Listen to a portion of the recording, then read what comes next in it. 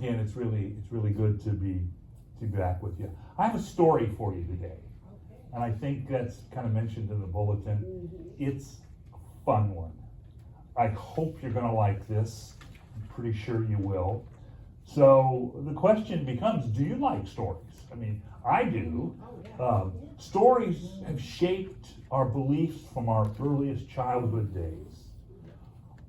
Maybe our moral fiber has been established by the stories that we were told. The stories are really like little morality plays that are spoken rather than performed. I grew up in the Unity movement, and as a child, I heard Bible stories. Maybe you did too. So I want to tell you a story that leads into the story that I'm going to tell you. Oh, Okay? So, many of us remember the story of George Washington as a child chopping down the cherry tree. Okay? He did that with his little hatchet, right? So, when he was asked by his father, "Did you do this?" little Georgie said, "Nope, not me, Dad. I think it was that kid that lives down the street. He's got a big axe and he never liked me much anyway." I think you know that's not the answer that he gave. So he reportedly said, and say it with me, "I cannot tell a lie, I did it." Okay. We know that's how the story goes, but there's a question. So what do you think? Did this event actually take place? Or is it, as they say, just a story? Now, whether you believe it happened or not is not really important because you remember it. Parents and grandparents read bedtime stories to their children and grandchildren. We want our children to fall asleep with positive messages on their minds. But we know that stories are not just for putting children to sleep. They're there to wake up adults. So with the George Washington story that we know so well, the importance is that countless children learned the value of taking responsibility for their actions and for telling the truth. That's the power of stories. And so, here's the story that I have for you. It's called The Woodchopper. It's from ancient Turkey, and it teaches us a real eternal truth that will help us set our spiritual compass to true north, to orient or to reorient us as we travel in what is a very noisy world. So the lead character in our story is Nasreddin Hoja. He's a 13th century itinerant teacher, kind of like me, who was known to be witty, wise, and a holy fool. To be wise and a fool at the same time seems paradoxical. The Apostle Paul sheds light on this as he writes in his first letter to the Corinthians, "Let no man deceive himself. If any man among you seems to be wise in this world, let him become a fool. For he may be wise. The wisdom of this world is foolishness with God." And we're about to see that play out in this story. So here's the story of the woodchopper and his companion. Once upon a time, long ago and far away, there was a woodchopper. Now, the woodchopper made his living by, this isn't rocket science, chopping wood. And he chopped the wood, and he put it on a cart, and then he drove his cart into town to sell the wood. Simple stuff. With the woodchopper was his companion. Here's where the story gets interesting. See, now the woodchopper was a hard-working guy, so he had big muscles. and he would swing that axe and bring it down on the wood, and it would shatter. Every time he would bring the axe down on the wood, the companion would go, ugh, which made no sense at all. No sense at all. He sat on the cart, and when the axe came down, he would go, ugh. Nasruddin, our itinerant teacher, is traveling, and he comes upon the pair chopping wood. And he watches this, and he speaks to the companion. And he says, I notice every time the woodchopper does the work, you go, ugh. What are you doing? He said, well, my job is to give encouragement. Now, Nasruddin didn't find this to be very, very insightful. So he bid them good day and went on about into the city adjacent to the forest where they were working. And lo and behold, the woodchopper with a cartload of wood and the companion sitting on top come into town, and he sells the wood. And he sells the wood for a big bag of gold. And of course the companion says, oh, give me my share. Well, woodchopper doesn't see a need to do that, but he sees Nasruddin and says, teacher, come and tell us, what are we to do? And so Nasruddin calls to a merchant and says, bring me a silver counting tray. And he takes the bag of gold, he holds it high up. The companion's eyes are getting bigger and bigger and bigger. And all of a sudden, he turns the gold out on the tray. And he looks at the companion and said, did you see that? Yes. Did you hear that? Yes, I heard it. No, did you really hear that? He said, yes, I heard it very, very clearly. And Nasruddin looked at him and said, then you have been paid. You gave noise, and you got noise in return.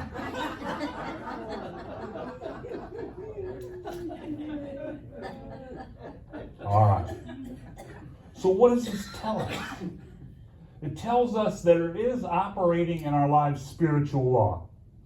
Today, we knowingly or unknowingly hear people quoting spiritual law. Where? In barber shops, hair salons, on loading docks, in the line at the grocery store, and everywhere that people talk and gather.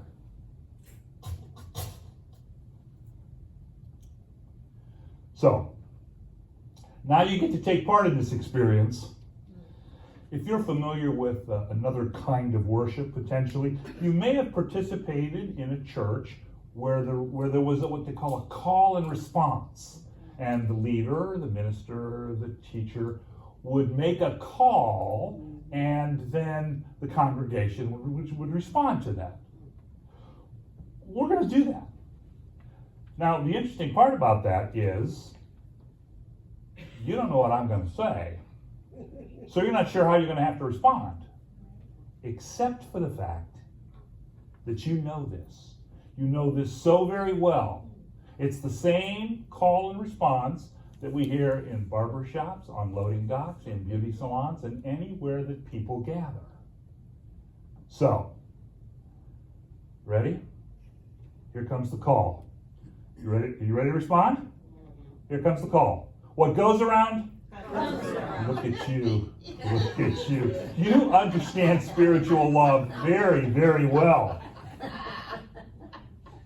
Now, unfortunately, when people say this, they're often expecting something negative to befall the person they're talking about. What they're really saying is, don't you worry, he'll get his. But it is an example of how spiritual law operates in our lives. So, now here's the great truth you don't want to miss. The law works for good too. What we send out comes back. And every single spiritual law is governed by this activity on every level. So to know and understand the operation of this law, we can transform our lives, our experience, and with enough of us busy at this, we can change the world. Okay, the law. Here's the law. The law is the law of cause and effect. And it states that you cannot set in motion a cause on the invisible side of life without experiencing a like effect on the visible side. As within, so without. Now, this law manifests in three ways. On the mental plane, it's what we've called the law of mind action. Or we would say, thoughts held in mind produce after their kind. That's what I kind of call that classic unity stuff. We've been saying that for 125 years.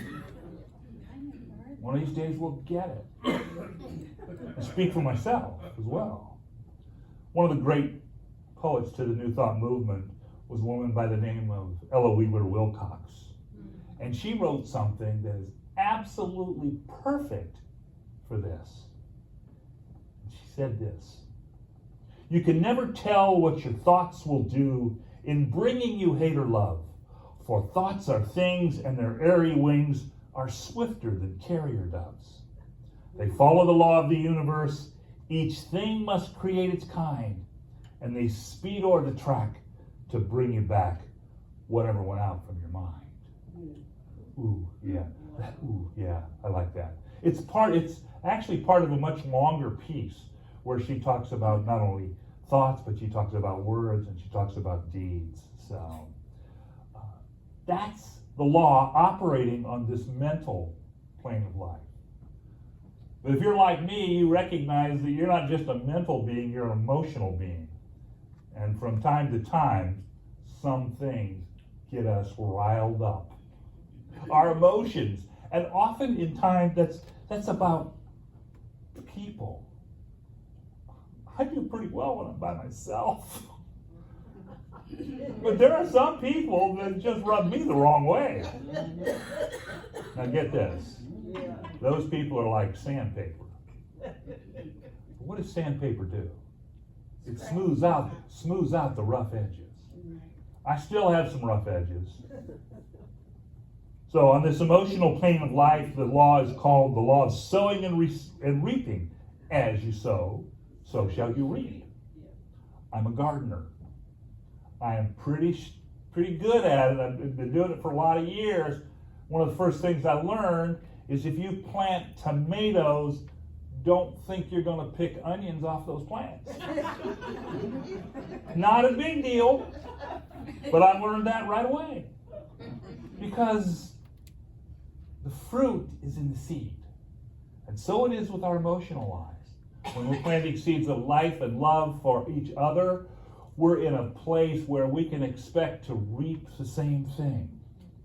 One of the great mystic poets and authors over the years was a man by the name of William Blake. He wrote a thing called the divine image, and people are always seeking this divine image. What does God look like? How do I experience that?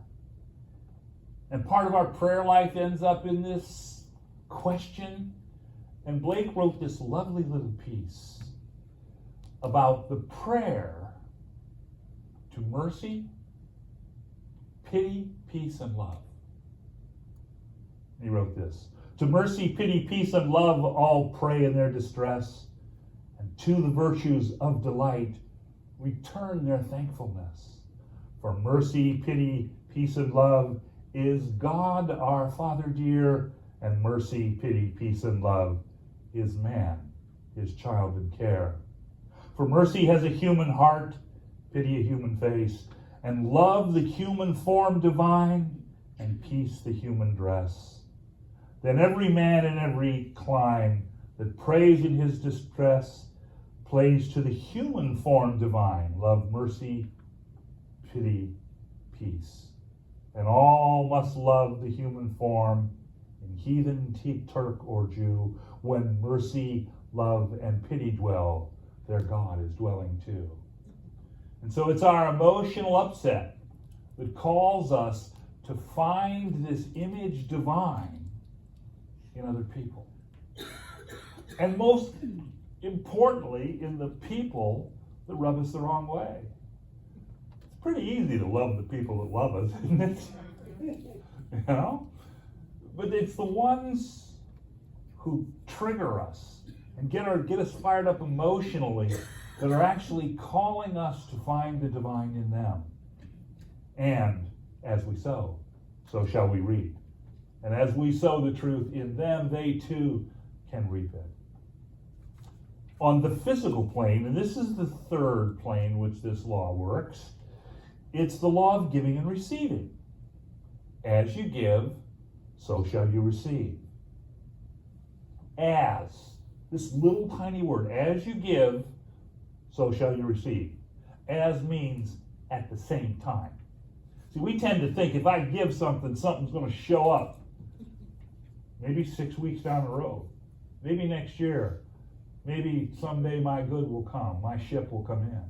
The word as means at the same time. So, to get a feel for that, I want you to imagine an opera singer. And a really poor opera singer. And I want you to imagine the front row with a group of opera lovers who brought with them rotten tomatoes. And the next day, in the newspaper, the review wrote, as the opera singer sang, the audience threw rotten tomatoes. Two things happening at the same time. One person singing, another person throwing tomatoes. They didn't wait. They did it in the moment. And when we give, the moment we give, we have received. If we acknowledge that. Now, don't misunderstand me. It may take a day or two for it to work out in the world, but we're working at a metaphysical level. So, the next way we look at this is as means in the same manner and to the same degree. So, that really comes down to the idea of give lovingly and receive lovingly. Same, right? Give half-heartedly or reluctantly, and you will receive half-heartedly and reluctantly. It's the same law. You set a cause in motion, you get an effect in life, and the cause is always like the effect. So our real work is work in consciousness with the first cause, God. And there we set this activity of cause into motion, and secondary causes take place. Holding in mind thoughts that are right and true, empowering those thoughts with the love of our hearts and our minds, ensuring that our actions in the world are in harmony with the thoughts and feelings that we're holding. There's no doubt about that. There's no doubt that we must be in harmony with the thought, the feeling, and the action. Many years ago, I have,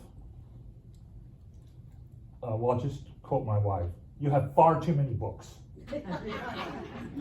But it's been a life pursuit. I mean, I've just spent my life in intellectual studies and theological studies and university studies, and well, now we're starting to get rid of them, which is kind of cool. But I want to tell you a book that I bought once. I paid $0.25 for it in a used bookstore outside of Unity Village in Lee Summit 55 years ago. And this little tiny book just kept jumping off the shelf. So I grabbed it and I looked at it. Oh no, that's not what I believe. Oh no, that's not what I believe. This doesn't work for me. And then I hit one page. And it said, this is the prayer of good intention. And so I read it. And it said this: each thought, each word, each deed of mine shall be an act of love divine, and everything I say and do shall be, dear God, for love of you. Best quarter I ever spent. Now, if you told me or asked me, all those pages that I flipped through, no, hit the page with the poem that I loved and the prayer that I loved, I have no idea what's printed after that. I have no concept because I never looked. I got what I needed in that moment. Well, let's just remember the world is full of noise. If we give our attention and our energy and effort to the noise, just like the woodchopper's companion, we're going to get noise in return.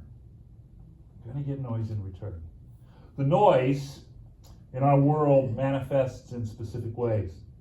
It shows up as disease, as poverty, as sadness that impacts far too many people worldwide. If we understand and actualize the law of cause and effect, remembering that this law states you cannot set in motion a cause on the invisible side of life without experiencing a like effect on the visible side of life, we can bring healing to the world that needs what we offer. It is in fact why we are here, why this ministry has served this community for many, many years. So we remember, as within, so without. Now here's the kicker. If you don't go within, you will surely go without. Without the good we desire, without the health, wealth, and happiness that is our divine heritage as rich children of a loving Father. So where do we begin? I mean, this sounds a little daunting sometimes. And the answer comes from a theologian by the name of Henry Drummond. He wrote this: "This earth is not a place merely to live in, but to see in. We are to pass through it as clairvoyants, holding the whole temporal world as a vast transparency through which the light of the eternal shines." End of quote. This seeing the eternal shining through all creation, ready for this, sets new causes in motion, and according to this spiritual law, must be expressed in the visible world as health and wealth and happiness. This is the work in consciousness that we do. This is the purpose of our daily prayer life. We must remember that we are points in time and space where God is made manifest to the world. Because you know what goes around comes around, you can make a difference in the world. You don't have to heal the whole world all at once. I don't think we can do that. I'm pretty confident I was not sent here to do that. But my world, my love, my family, my community is a place for me to work, a place for me to see the Spirit of truth shining through, to see God as on every face of every person. I think when I do that, then and only then, do I fulfill the command to love God, my neighbor, and myself. So, that, my friends, I believe is the truth about you and about me. God bless you. I love you, each and every one. Thank you. Thank you.